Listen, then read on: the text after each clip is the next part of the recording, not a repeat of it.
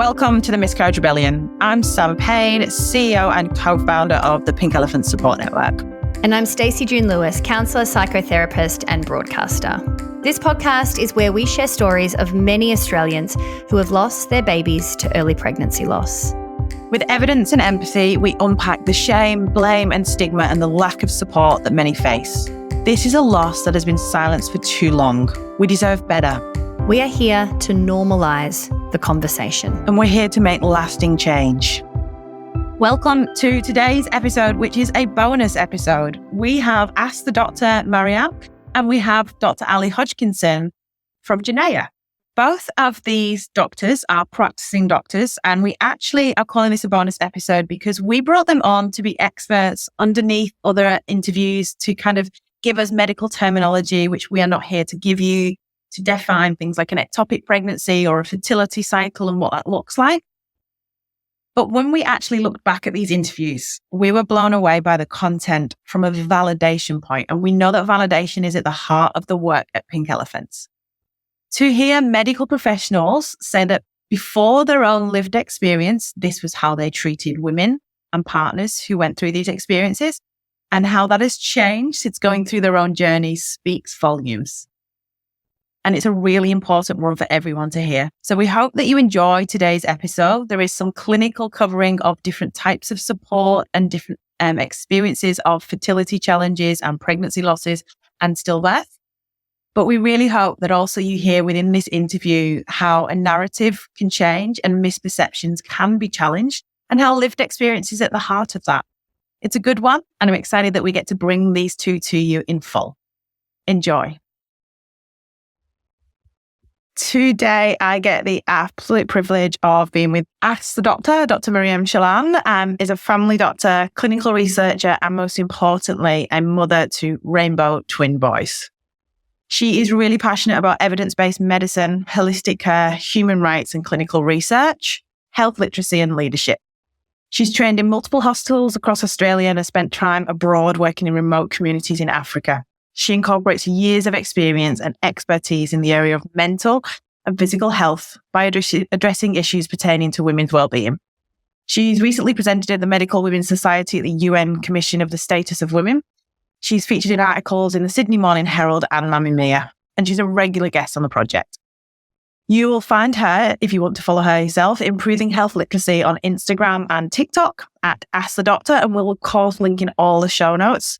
She generously has supported the work of Pink Elephants, supporting parents navigating the journey of miscarriage and infertility, which is something that she holds dear to her heart, and has done this for a number of years with us. And it's an absolute privilege to have Mariam here with us today.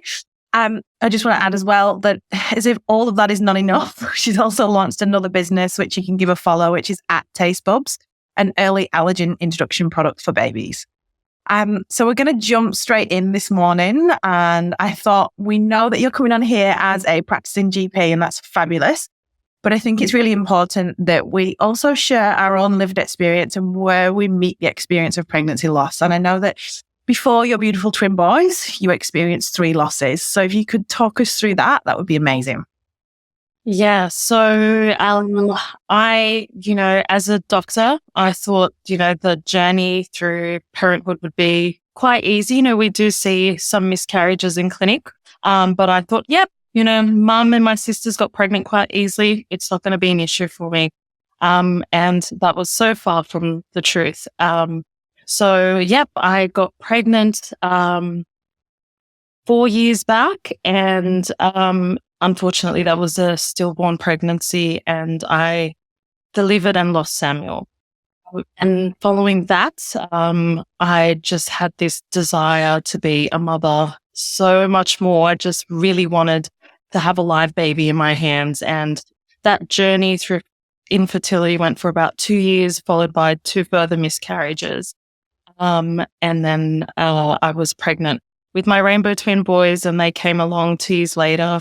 And they're toddlers now, so keeping me busy. But it was a journey, and something definitely. It's different when you're on the other side, especially as a health practitioner. You see these things, and you counsel these parents, but you never really understand until it's something you've walked through yourself. And it's a hard journey. Yeah.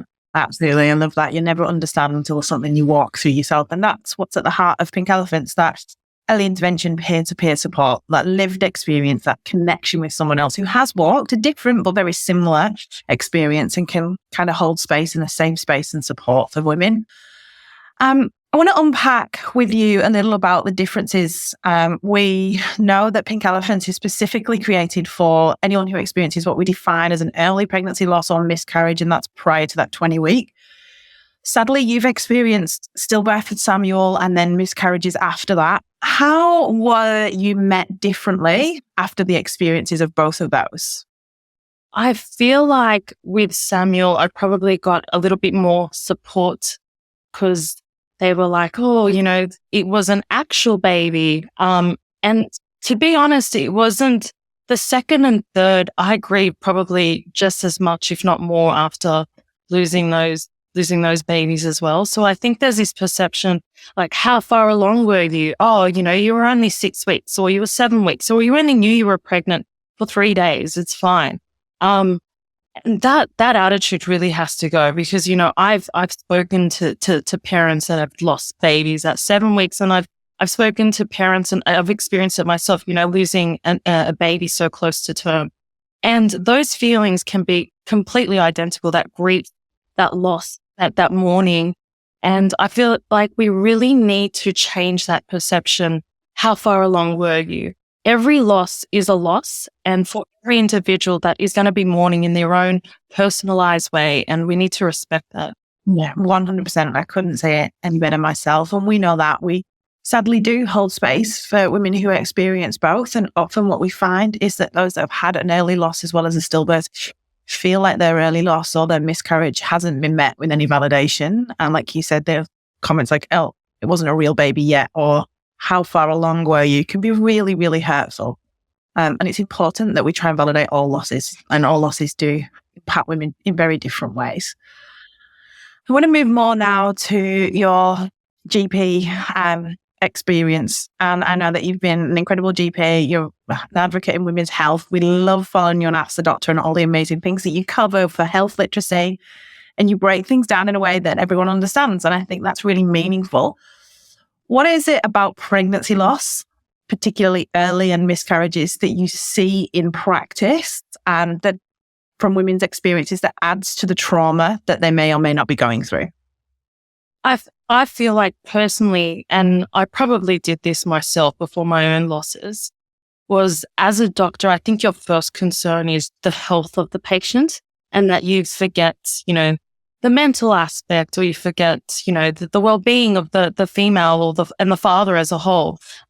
So you're just like, okay, so let's make sure there's no infections. Let's make sure that there's, and there's even the medical terminology can be quite, so there been incomplete removal, products of conception, and, that language as well. And let's just do an ultrasound to confirm, all the products have been, removed, and all those, that terminology, which is checking up after the DNC. And I think the idea of the female's mental health and well-being gets missed or just swiped onto the carpet and not even asked at many of those consults. It's just follow up and we'll see you when we see you, and, don't try to get pregnant for the next month or two, and we'll talk about it when you're ready and see you later. And that's all it is. And there's no referral. There's no, validation of the loss or how are you feeling. And then, she walks out the door and then she's just like, wow, that's it. That's all this was. And it's hard. And, I've been guilty of that until I've kind of experienced it myself. And I, had my own health professionals treat me that way as well. And I thought, wow, this is not right. Like, I'm a mess right now and I need support. I'm not in a good place. We really need to do more. Yeah, I hear you. The feeling of I'm a mess right now and I need support. But also what we hear from bereaved parents in our community, they can't find the words themselves and they're not in the headspace to advocate for what they need. And it's often only with retrospective thought that they can say, actually, what I needed at this time was validation, empathy, and a referral for support. And we know again from research that over 80% of women we surveyed wanted referrals for peer support, and less than a fifth were actually receiving it. how do we change that? How do we engage GPs to understand the role that they play in not minimizing the loss and providing a clear referral pathway for support? I feel like for me, it was my own lived experience that changed the way I reflected and treated patients going through the same thing. I think there definitely needs to be more education. We know what to do from a medical standpoint, but part of that checklist has to be check in on the female, provide those adequate supports, even if she feels well at that point in time, because I've had many a female come and say, I feel fine. And, the next day they're not fine.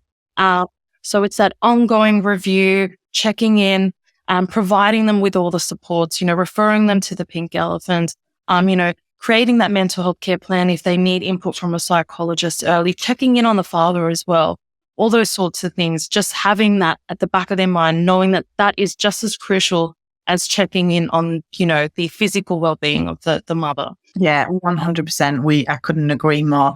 I know, again, that we often hear from parents that are met with the way that they are deserved and needed, the way that they feel they can grieve the loss of that child to them or the baby to them is much healthier when they've been given all of those things.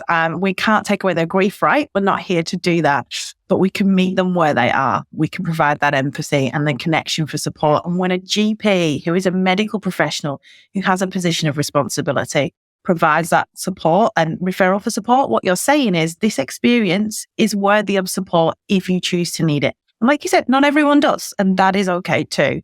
We need to normalize all the different reactions for grief when you lose a baby this way. You touched a little bit there on the partner side of it. What do you see kind of in practice around the partners? Well, I generally see, the female will just come in on her own, and then I will ask, so, how is your partner doing? And then it would kind of be like a light bulb moment, and she's like, oh, I actually don't know. And then I kind of suggest it might be good for him to, book an appointment, even if he seems like he's doing well or she's doing well, it would be good for them to come in and I can have a chat to them, because they're often overlooked and they kind of have a grieving process themselves. And I feel like for the partner, it's more like I'm not allowed to grieve because I didn't experience this personally. I need to be the beacon of light and support for my partner. I need to kind of carry this and I, need to hold it together. And so I feel like they have their own kind of little grief and they're a little bit forgotten as well. So, having that review with them is really, really important. Even if it's just one chat, having that validation that, what you're experiencing, what you're feeling is important, is right. And validating that experience for them is really helpful. Yeah, 100%. And again, we know that from research. University of Adelaide have published research on the partner experience of pregnancy loss. And they might grieve outwardly differently to their partner because we have different types of grieving styles, but it doesn't mean they're not grieving. And they too want the same level of support, empathy, and understanding.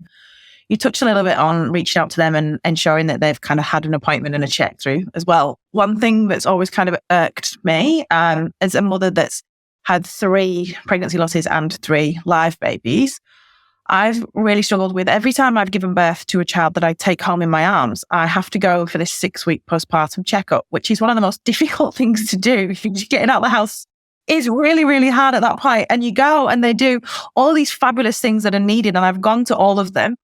But I often wonder, why don't we do that for women who've lost a baby too? Because like you said, women might present as okay in that early days, and then it might actually be something that hits them a bit later.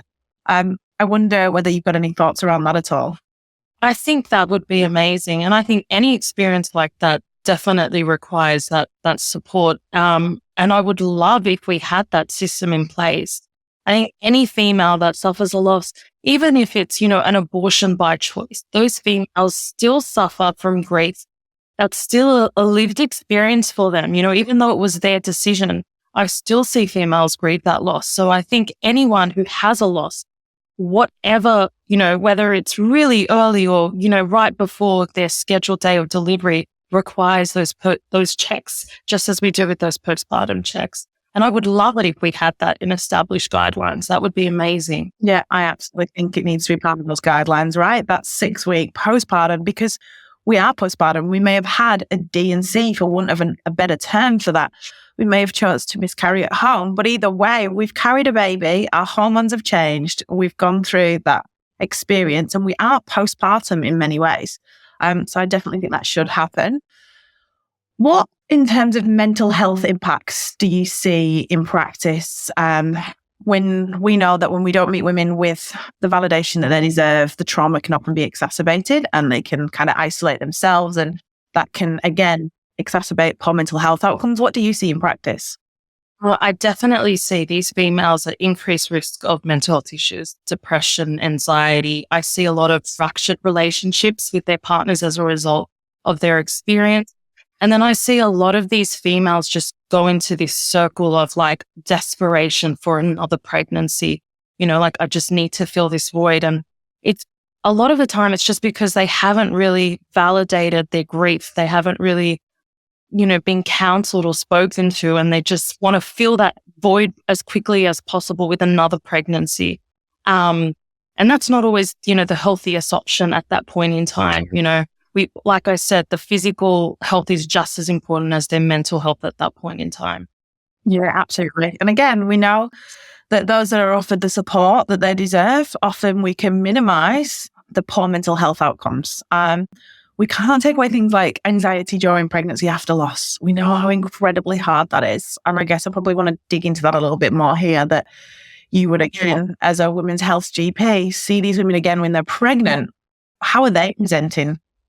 Well, I personally suffered, like when I was pregnant with the twins, I had anxiety through my whole pregnancy. I was actually told by my obstetrician that I was not to buy anything for the baby until I was at 36 weeks.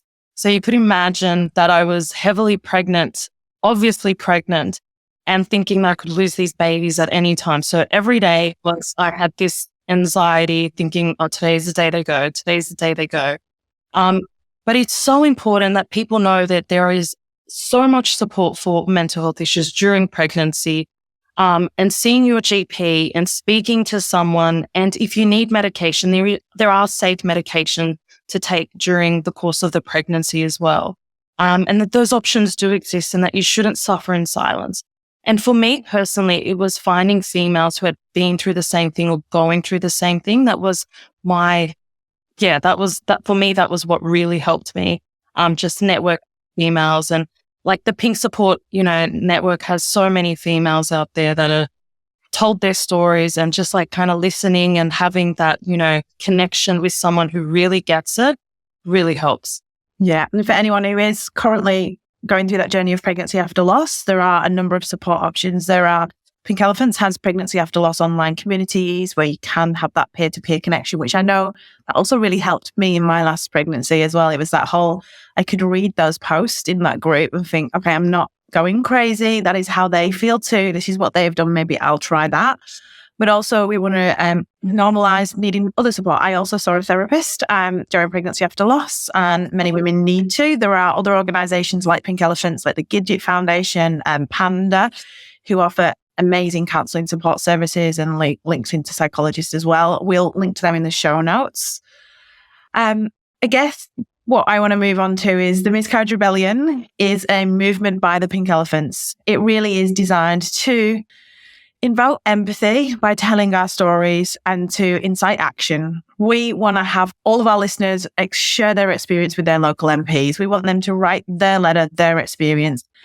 We want our babies counted. We want our experiences shared because they matter, and we know that we can change the narrative. And we would like to think we can't remove these experiences. We're not going to stop them happening. We can't remove the grief. But if the system could be changed in some way to meet women and their partners in a different way, and you had this magic wand that you could wave and you could change one thing, what would that thing be? I think it would be, as you mentioned, changing how doctors treat the patients after a loss, and just implementing that mental health and well-being and support for both, the lady and her partner after a miscarriage, and, implementing that in our healthcare guidelines, and ensuring they have had access to support and they know that these support networks exist.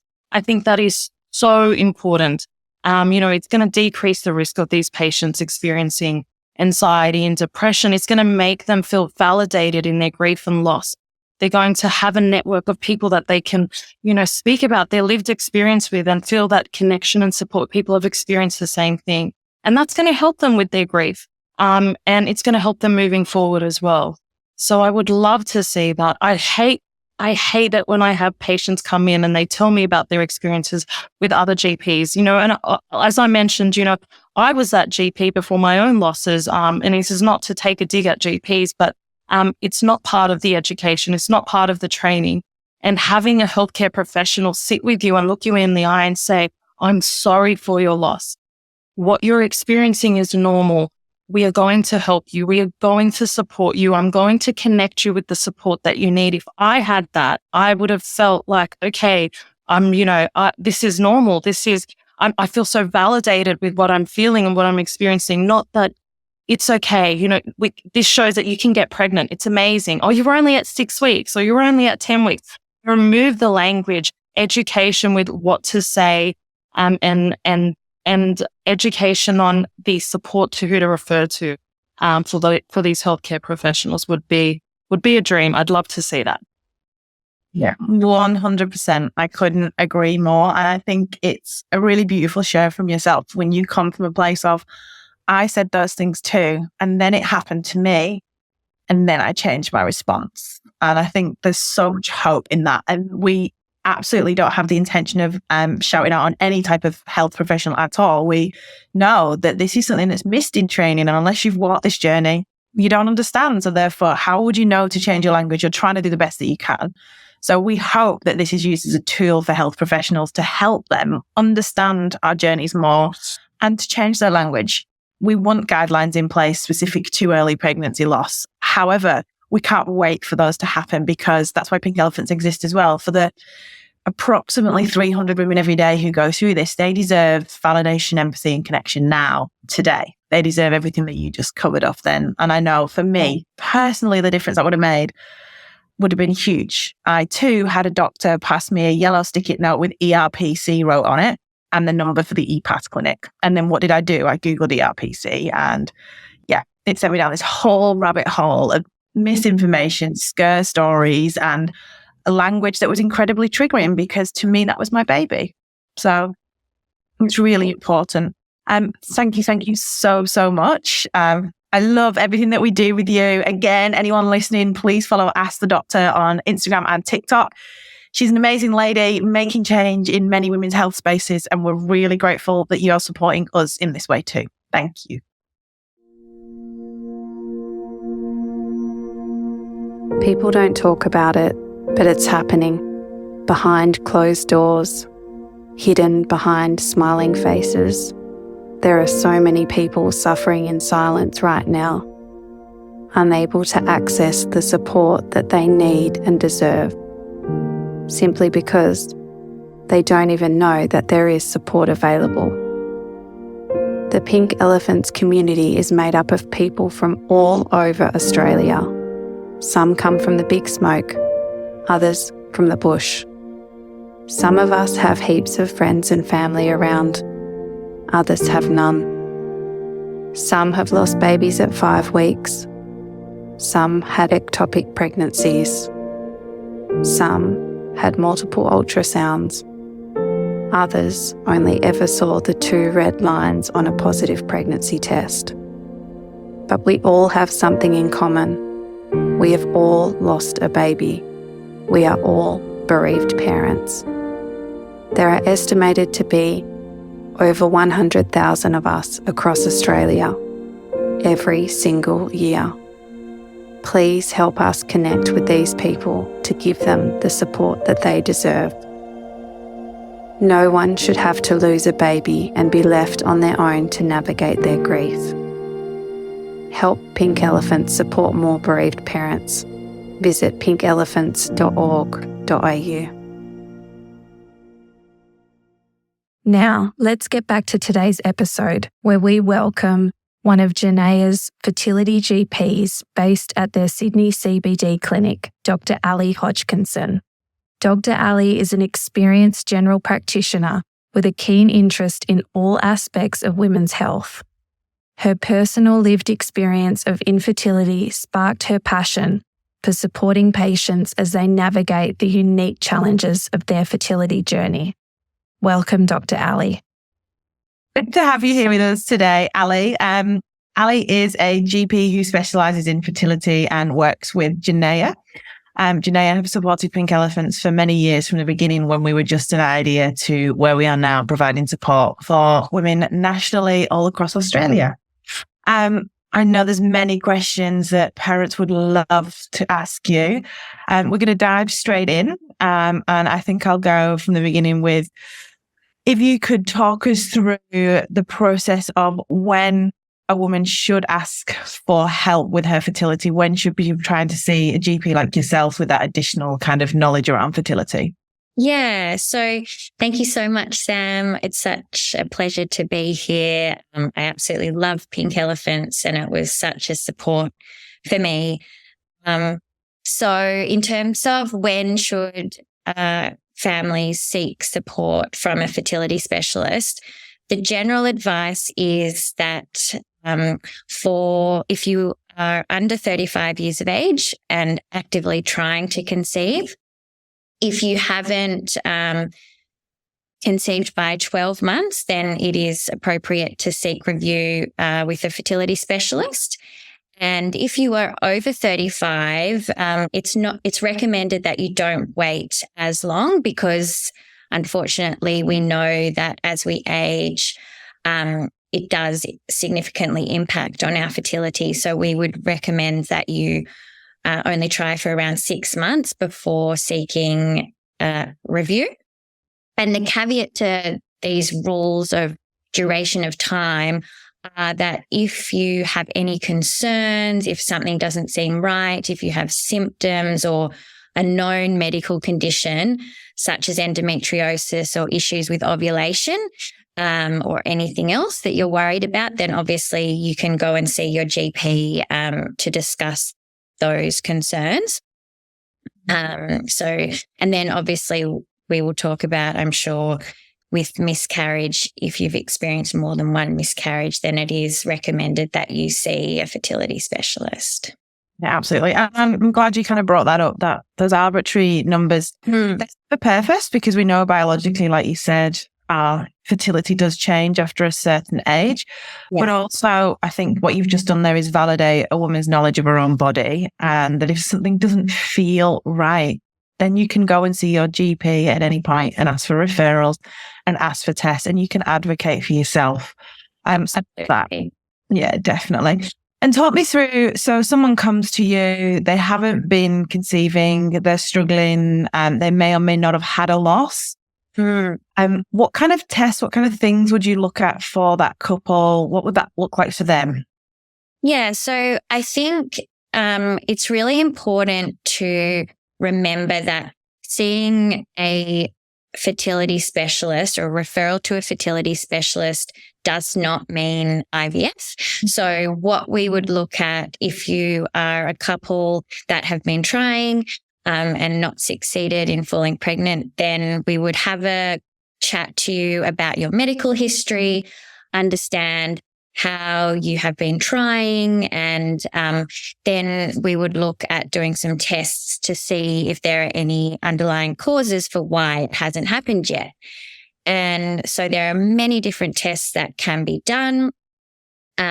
So obviously fertility is very complicated. There's lots of different factors involved, and things like checking the sperm with the semen analysis, checking that to see if you are ovulating, going through all the lifestyle factors which can really contribute to fertility. That plays a really important part. And so there's a number of tests that can be done depending on your history. So it's a lot of it is really talking to the fertility specialist or the GP about your histories, and then we can do the testing. And the outcome of this review can be something as simple as just reassurance and some advice, and then you can continue trying. Or there are a number of minimally invasive things that can be done, such as ovulation tracking, whereby we do blood tests to really check that you're ovulating, and then timed intercourse. So that, there are lots of assisted reproductive technologies that we can do before you actually get to IVF. So I think that's a common misconception. Yeah, I agree. We often have this assumption, okay, I haven't fallen pregnant, I need IVF, and IVF miracle cure, and it's not. Most people are not successful in that first round of an IVF. Yeah. And also, like you said, there's that in between of many things that we can look at that could be tweaks, change, or assisted reproductive therapies that can be added on in that first instance. Yeah. If we move now to miscarriage and pregnancy loss, it can be so devastating for the parents who are going through that. And I know from personal experience, I'd had my second loss and was asked by my GP, or informed, by my GP, then if you have 3, we can test you. And I was not wanting to go and have a third pregnancy with the risk of another loss or outcome. We know that rule's changed in the UK now. We can see some change here with Ransgog definitions changing as well. What are your thoughts around the number of losses and kind of seeing a GP and asking for help? Yeah. So, 3 losses just seems way too many to have to wait in order to have some testing done. And it is really reassuring that globally, international guidelines are now suggesting that it is 2 consecutive losses that should warrant further, or couples should be offered the option of doing testing if that's what they wish to do. And also, it's also important to note that if it is a 1 loss, but it is later in the pregnancy, like after 10 weeks, that may also, because that's less common and it's a bit more unusual, because usually the losses occur earlier than that, that could also warrant investigation as well. And we know that if a couple has experienced more than 2 or more losses, if investigations are done, we can find a cause in just under 50% of those cases. So that means that depending on what the cause is, treatments can be offered. And I think it's also just not having that knowledge that, okay, we understand what the cause was and we can do something about it, that can really add a sense of, just relief for the couple to further sort of start trying again with that support. Yeah, definitely. We see that as well. And again, speaking from personal experience, that knowledge, if you find something that you can tackle that, there's some kind of sense of control taken back in a situation where it feels like you're out of control and there's nothing you can normally do towards it. And saying that, there are obviously that other 50% that have no reason given to them as to why they've had their losses. And even that category of couples who for years go through journeys of fertility treatments and have what's called unexplained infertility. How difficult is that for them? Look, it's difficult. It's so challenging for couples and also I think the fertility specialists as well. It's frustrating. It adds that extra uncertainty and it can make it even more challenging. And I think that a lot of those people where there is no cause found, there is the option to do some additional, whether that's some medical assistance, monitoring hormone levels. You may choose to go down the IVF path. And I think also in all couples who have experienced infertility and loss, having that sort of TLC and that additional support and reassurance in the way of whether that be early hormone testing or an early pregnancy scan, if that's something that they feel will help, I think that in itself can be really valuable. But yes, it is really challenging when we can't pinpoint exactly what is the cause, and that's really frustrating. And I think it just goes to show that fertility is such a, miracle, and there is still so much that we don't know, and there's no test that can, find out every single part of what's involved. So I do think that additional support and TLC can help. Yeah, absolutely. And we know there's the study from Professor Leslie Reagan in the UK around that, the difference that makes the thing that makes the most difference to a healthy outcome can actually be TLC, which from a really scientific mind to publish that, I think says a lot in itself. Yeah. We absolutely love her work. I mean, what do you see then with those patients that come to you that are pregnant after loss or after an incredibly, when we say loss, we also validate like embryo transfers that haven't worked and they've failed time after time. And then a couple like that finally come and they're pregnant. And what do you see kind of emotionally and what are the challenges they go through?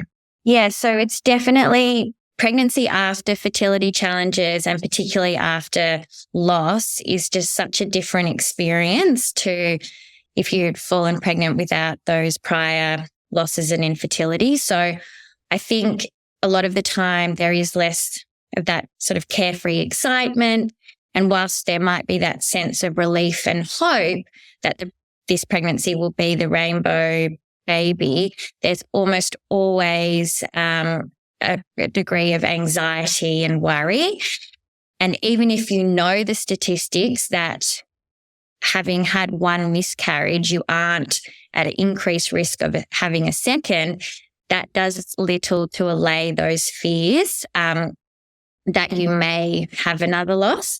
And I think a lot of patients can find that they start to sort of either overanalyze every symptom or lack of pregnancy symptoms. You might feel that there's a loss of trust in your body. And you might find that, you get more anxious and you're not doing your usual activities like exercise, and that can really impact on your quality of life. And also you might not have that same connection to this pregnancy. And it's really important to note that pregnancy in itself is a time for increased risk of anxiety and depression, just with all the hormonal changes and, insomnia and physical changes. So, we know that 1 in 5 pregnant women experience antenatal anxiety and 1 in 10 antenatal depression. So that's just pregnancy in itself, let alone pregnancy after having experienced previous infertility and loss. And so that's why I really think it's so important for all patients to know that there is support out there and that you should access all the support, and that can come in many different forms. That can be, finding friends that have had similar experience to you and really, talking to them, or finding a network such as yourself and the online support groups. And if you do feel that you are getting to a point where the anxiety that you're feeling throughout the pregnancy is impacting on your quality of life, then it's absolutely so important to see your GP to access a clinical psychologist. And Genea also has counsellors who specialise in infertility and loss, and they are so valuable in helping you navigate all those challenging emotions that you will experience. Yeah, that's it. Yeah, and also to normalise those emotions. We see in our pregnancy after loss community a lot of that, right? That when they find out they're pregnant, there's a little bit of joy, but then there's this, but I'm not actually happy. I'm actually really worried. I'm full of anxiety. Am I normal? Why do I feel this way? Why can't I attach to this baby? Why am I not doing what I've done in other pregnancies? All of those questions are normalised in that online community of peer support. But I agree with you personally as well. I've been through pregnancy after loss 4 times, and some of those times it has worked out, other times it's not. And one of the things that I learned early was to ask for help. And that wasn't just peer support. I might run a peer support organisation, but I saw a therapist. I had my GP mental health care plan. I also had medication. I went on to anti-anxiety medication. And the difference that made when my baby was finally in my arms was I had all of these coping mechanisms in place. And when I didn't do that with one of my pregnancies that ended in Johnny, I ended up with postpartum anxiety and in a complete and utter mess because I'd kind of detached from everything. And I think it's really important that we normalise that there is support And accessing the support does not mean in any way you're weak. There's no shame in it. There's no failure. It actually means you're really brave because you're saying, this is hard. I need someone or something to help me get through this. And that's okay. I 100% agree. And, there are so many conflicting emotions. And as you say, it's really normalizing all those emotions that you really question and go, is that normal? Yes, absolutely. Like they're all normal emotions. And I remember feeling when I was pregnant after my loss, the scans aren't exciting. No. That you just have that scanxiety, and leading up to a scan, you're just so anxious, and then you get a bit of relief. And you may have had previous really awful experiences in scans and things. So, and just hearing that is such a commonly experienced feeling just actually made it so much. You just feel that relief and sort of understanding. Yeah, absolutely. And kind of also having other people that can say, hey, on the morning of my scan, I did this. I let the clinic know I have anxiety over scans because I've had previous losses. I asked for an appointment first thing in the morning so I didn't have to wait all day. Yes. I made sure I had a support person with me. All those type of little extra things that you can do for yourself. You've just touched on your own experience there. I hope it's okay to ask. Can you talk about it? You're in this unique position where you are a medical practitioner and perhaps you offered support to people prior to your own experience. What's changed in your opinion since going through your own journey or experience of pregnancy loss? Yeah. So look, I really feel that it wasn't until I experienced it myself that you can really understand the gravity of the emotion that you feel. I don't remember there being a lot in the way of education around that, even though it sort of seems obvious that there would be, it would be such a difficult time for couples or, parents to go through.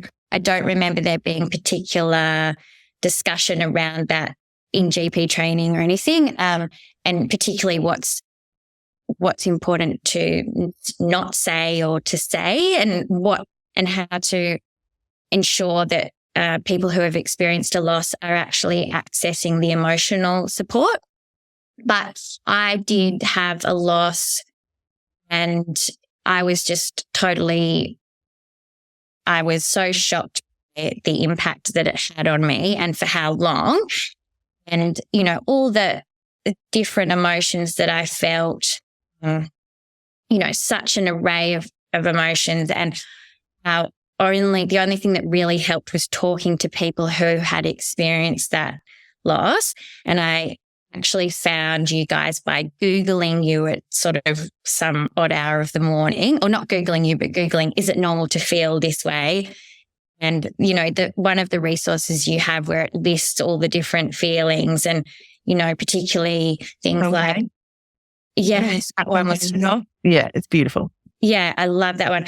And it's just, things like you don't want to go to your friend's baby shower, you feel terrible, but that's normal. You can be happy for your friends, but also feel sad and not, find it really challenging to go to those things. And just knowing that, okay, I'm not a terrible person. It's like very normal to feel that way was just wonderful. And obviously I also accessed psychological support as well, because I was going through IVF and then had the loss. So that was just incredibly helpful. And, people shouldn't have to be Googling to find this, particularly as a GP registrar. I really feel that it should be offered to all, your resources should be offered to all people who have experienced a loss. And when they're ready, if it's something they want to look into, they can access that support. Yeah, absolutely. We know that one of the things we want to see change in Australia is a national bereavement pathway. We want to ensure that everyone that leaves any setting within a healthcare system who's been given the diagnosis that their baby has been lost, that they're given a referral multiple times, because we know that in that initial shock, bereavement might give you something and you might just completely put it to one side and forget about it.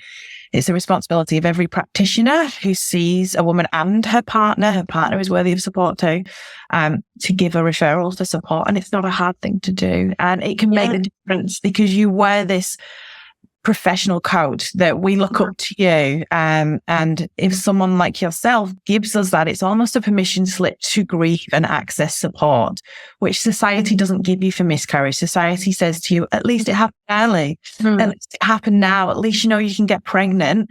And so you don't think you're worthy of support. So it's really important that medical practitioners reverse that and give us that referral. I love that. Thank you for sharing your own journey as well. We're asking everyone that comes on, the Miscarriage Rebellion is intentionally telling stories, underpinning them with evidence and empathy, but it really is to invoke empathy and to incite some action. For too long now, the dial hasn't moved quick enough. Women are not getting the support that they deserve. We're being minimised, and it's an underfunded, undersupported area in the health system. So if you could change one thing for parents who go through this experience today, tomorrow, forever, what would that thing be? So, Sam, I do agree with you that my wish would be for all bereaved parents to receive that support from the outset, the first interaction with healthcare providers. And I think that it needs to be, there needs to be better training for all healthcare providers, and that's sonographers, GPs, nursing staff in the hospital, because there are just too many stories where platitudes have been offered or losses haven't been acknowledged and patients haven't been provided with the appropriate resources so that they can feel, that have that follow-up support. And I think as healthcare providers, whilst we can't change that outcome of a miscarriage, we can make a huge difference in how that loss is actually experienced. So whether, you feel supported and validated, or if you just feel really lost and lonely. And so I think that we can really, there's such a long way to go in terms of how healthcare providers can support patients in that way. And I don't think that healthcare providers mean to be insensitive, but I just feel that there are some, a lot of those platitudes might be said in with best intentions, but it really doesn't help. And I think just some education around that would be really helpful. And can I just say that I just want to thank Pink Elephants, because you guys have just really changed how society understands the physical and emotional impact that pregnancy loss can have. And your campaign for Leave for Loss has just been so immensely appreciated. I think that's just wonderful. As this is a bonus episode, we don't have our usual unpacking of themes, but we want to again jump on here and let you know that there is support there for you. Pink Elephants is here for you. And that we do want to cover a little bit around the health system here. We know that within Pink Elephants, we continually share our experiences and the experiences of bereaved parents that we support within the health system to advocate for change, to raise more awareness into the need to change some systems so that women are not being met in a way that compounds their trauma, that adds to their trauma. We know that things like language matter. We know that things like where we are situating women in waiting rooms with other pregnant women makes a difference. We know that gaps of moving from sonography clinics through to GPs, through to e-passes can sometimes feel like you're in this pinball of a medical management system, but no one's actually saying, hey, are you okay? We know how hard that is. That's why Pink Elephants is here for you, because we're here to provide that early intervention peer support. We've been there, we understand, we get it. And our peer support companions are your safe space to be met with the empathy and understanding you deserve. So if you're listening to today's episode and you found it hard and you're trying to reach support, please head to pinkelephants.org.au. There is a wealth of support open to you. Hopefully it can also help to empower you to have conversations with your health professionals around your needs and what you want going forward to support you. Know that we're here for you every step of the way. You are not alone. Today's episode may have brought up some feelings for you that you need some support around. That's totally okay. Head to pinkelephants.org.au to find access to our circle of support. your safe space where you can be met with empathy and understanding throughout all of your experiences of early pregnancy loss. We're here for you. You are not alone. If you enjoyed listening to The Miscarriage Rebellion, please help us by leaving a 5-star review wherever you listen to podcasts. The Miscarriage Rebellion is a Pink Elephants podcast produced by our friends at 3P Studio.